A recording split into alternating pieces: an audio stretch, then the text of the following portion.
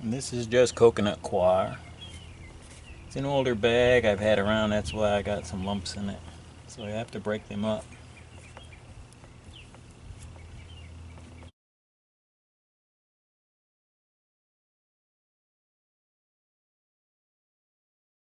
Tray. A small tray is going to get broccoli, and the larger tray is getting arugula. Arugula!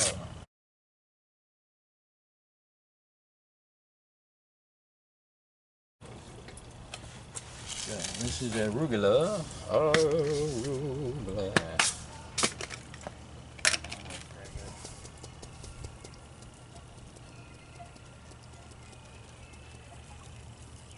I hear my crazy neighbor spouting off down there. His mother was a sailor, his dad was a Martian Marine, and the only language they knew was four-letter words. He doesn't own the house, he doesn't own anything, but he acts like he rules the world. Sounds like it. Okay, that's the arugula. Now we're going to seed the broccoli.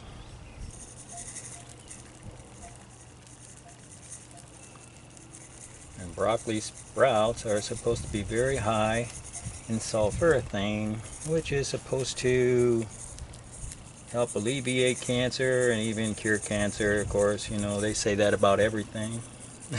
I think every green thing grown on earth can probably alleviate or relieve cancer. If people ate more greens, they wouldn't get cancer. Ta-da, that's the end of that story. Now, the next thing I'm going to spray them with is peroxide solution. This is a 50-50 mix, 50% distilled water, 50% hydrogen peroxide, and I just put that spray nozzle on there because it makes life easy. And we're going to soak the seeds. Now I'll do this again tomorrow inside the shed. I'll lift up the lid and I'll give them just a little bit of a spritz, maybe one more time in addition to that. But once they start pushing up and knocking the seed hulls off, I'll move them out here and put them on the second shelf of my planting benches. And set them down here. And that's where they're going to live for the next 3 or 4 days. And then we'll take some empty trays, the same size. You notice they're different colors. Lime green is the large.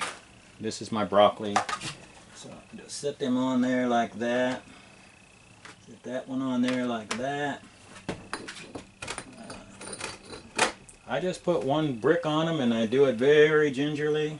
Otherwise, sometimes my cocoa sticks to the bottom of it and the seeds come up everywhere.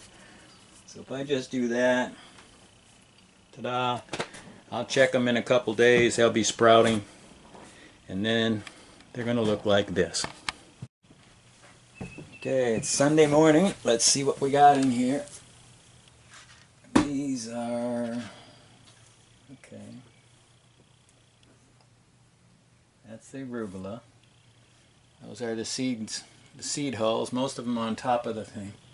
I'm going to take these outside now, put them in partial shade. I'll be on the second shelf of my rotten old gardening bench out there. And these ones are the broccoli. Nice. So I put these in there on Friday, and today is Sunday morning. Pretty good.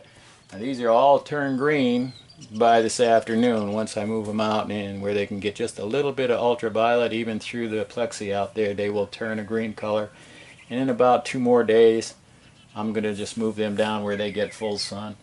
They have quite a few roots coming up on the bottom. I don't know if you can see that.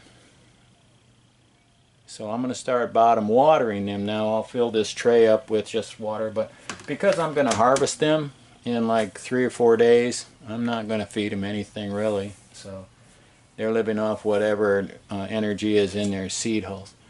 But that's how we do a lot of greens here in the summertime because it just gets too hot.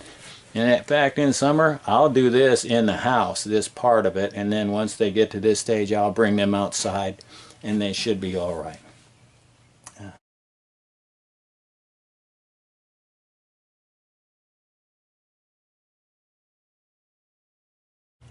So 24 hours after we set these little microgreens out from inside the shed. They were all yellow yesterday. And as you can see today, voila, el verde, no doubt. Cool.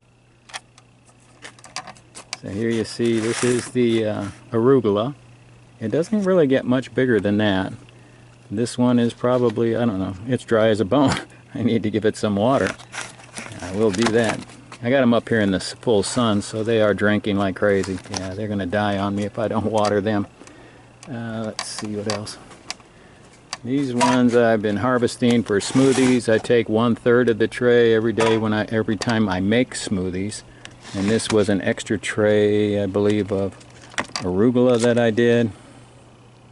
I don't know, somehow or another I got arugula mixed up and I put them in one of the smaller trays. Anyway, that's neither here nor there.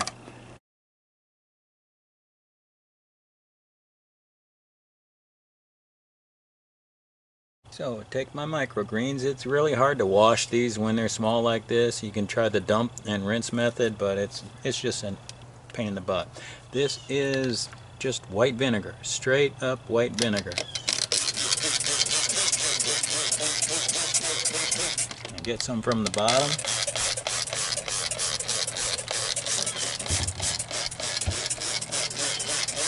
And all I'm really concerned with is if any lizards ever got up on here, and you know, lizards really don't care about using a rest area, so to them this is a rest area, right? So anyway, I'm just washing.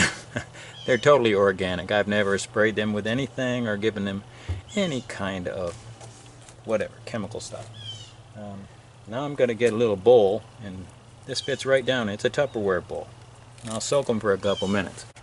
It's handy and it's dandy. And the hose I use out here for my gardening, washing vegetables and stuff, is rated for drinking water. It's not just a standard garden hose. This is a drinking water hose. I still won't drink out of it, but it's good enough for washing my veggies. So now they're kind of floating in there. And you can stir it around, and if there happens to be a little spider or something in there, they're going to crawl out. And you'll see little seeds, the hulls floating around. Just think of them as flaxseed. Think of them as fiber.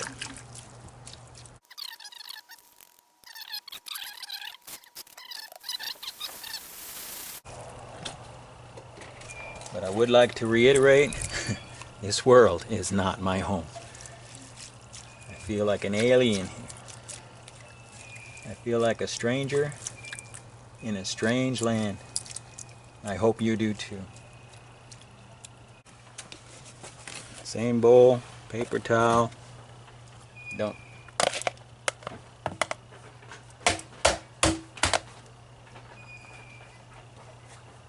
10-second rule.